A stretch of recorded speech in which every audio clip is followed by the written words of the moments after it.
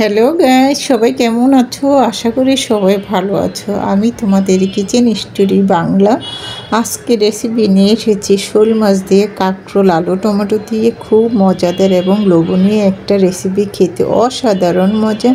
প্রথমে আমি শোল মাছ নিয়েছি 4 পিস, কাঁকরোল কেটে নিয়েছি 4টা, একটা আলু দিয়েছি আর নিয়েছি পেঁয়াজ টমেটো। সম্পূর্ণ উপকরণগুলি কেটে বেছে পরিষ্কার করে রেডি করে নিয়েছি। এখন মূল রান্নায় চলে যাব। প্রথমে চুলায় হাঁড়িটা বসিয়ে দিয়েছি, দিয়ে দিচ্ছি পর্যাপ্ত পরিমাণ সাদা তেল।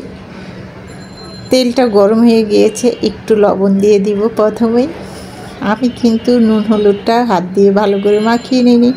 নুন হলুদটা তেলের মধ্যে দিয়ে দিয়েছি মাছটা ভাজার জন্য। এভাবে করেও শক্ত মাছগুলি ভাজা যায়, কোনো সমস্যা নেই। নুন হলুদটা গরম হয়ে গিয়েছে, শোল মাছগুলি দিয়ে দিয়েছি একে একে। এখন উল্টিয়ে পাল্টিয়ে নিলাম, কালারটা চলে আসলো, নুন হলুদটাও পেয়ে গেল। মাছগুলি এক পিঠ ভাজা হয়ে গেছে, উল্টিয়ে দিচ্ছি। 2 পিঠ মাছই খুব ভালো করে ভেজে নিয়েছি। মাছ ভাজাগুলো হয়ে গিয়েছে, তুলে নিচ্ছি। মাছ ভাজাগুলি তুলে এক সাইডে রেখে দিব। এই তেলের মধ্যেই তরকারিটা বসিয়ে নিব। পরিমাণ মতো পেঁয়াজ কুচি দিয়ে দিলাম। পেঁয়াজটা একটু নেড়ে ছেড়ে কিছুক্ষণ ভেজে নিব। পেঁয়াজটাকে নেড়ে ছেড়ে ভেজে নিয়েছি। এখন একে একে সম্পূর্ণ উপকরণগুলি দিয়ে নিব। প্রথমে দিয়ে দিলাম 1/4 চামচে 1 চামচ লবণ, আর দিয়ে দিলাম 1/4 চামচে 1 চামচ হলুদের গুঁড়া। ঝালটা অপশনাল, কম বেশি করা যাবে। দিয়ে দিলাম 1/4 চামচের 1/2 চামচ মরিচের গুঁড়া, আর দিয়ে দিলাম 1/4 চামচে 1/2 চামচ আদা রসুন বাটা। সম্পূর্ণ মশলাগুলি একটু তেলের মধ্যে কিছুক্ষণ নেড়ে চেড়ে ভেজে নিচ্ছি। এতে কিন্তু মশলার কালার এবং টেস্ট দুইটাই আসবে। মশলাটা ভাজার পরে সামান্য পানি দিয়ে মশলাটা কষিয়ে নিয়েছি। এখন সম্পূর্ণ সবজিগুলি দিয়ে দিলাম। মশলার সাথে সবজিগুলি কিছুক্ষণ নেড়ে চেড়ে মিশিয়ে নিব। খুব ভালো করে নেড়ে চেড়ে মিশিয়ে নিয়েছি। সামান্য একটু পানি দিয়ে দিব।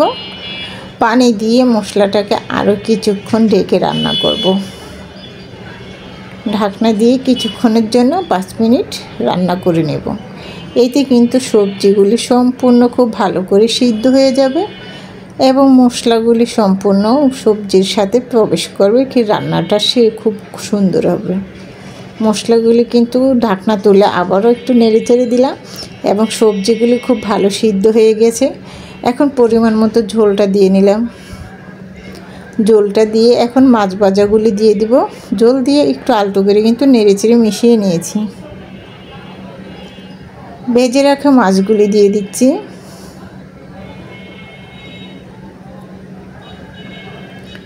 ভেজে রাখা মাছটা দিয়ে একটু আলতো করে নেড়ে চেড়ে মিশিয়ে নিলাম। আবারও কিছুক্ষণের জন্য ঢেকে রান্না করব 10 মিনিটের মতো। 10 মিনিট পরে ঢাকনাটা তুলে আবারও একটু আলতো করে নেড়ে চেড়ে মিশিয়ে নেব। তরকারিটা কিন্তু 50% রান্না হয়ে গিয়েছে, মানে সম্পূর্ণ মশলা সবজি সব সিদ্ধ হয়ে গিয়েছে। মাছগুলি খুব ভালো। আরও 10 মিনিট রান্না করছি।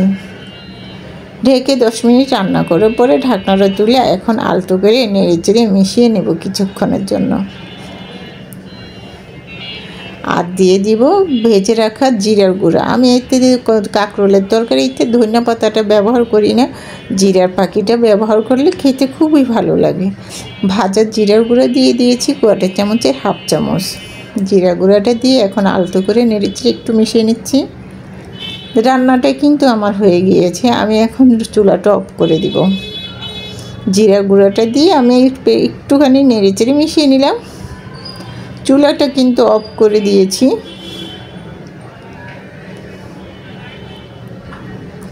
চুলা থেকে তরকারিটাকে নামিয়ে এক সাইডে রেখে দিব। একটা মিশ্রণ বলে বেড়ে দেখাচ্ছি কতটা সুন্দর এবং লোভনীয় হয়েছে। শোল মাছ দিয়ে কাঁকরোলের রেসিপি খেতে কিন্তু অসাধারণ মজা। যারা এখনও খাওনি তবে রান্না করে খেতে পারো, খুবই ভালো লাগবে। আমার কাছে তো ভীষণ ভালো লেগেছে। এই তরকারিটা গরম ভাত ঠান্ডা ভাত দুটা দিয়ে খেতে খুবই ভালো লাগবে। আমার এই রেসিপিটা যদি ভালো লেগে থাকে প্লিজ আমার ইউটিউব চ্যানেলটা লাইক এবং লাল বাটনটা টিপ দিয়ে দেখবে, তাহলে নিত্য নতুন রেসিপিগুলি তোমাদের বাড়ির প্রথম পৌঁছে যাবে। রেসিপিটা এ পর্যন্তই। আল্লাহ হাফিজ।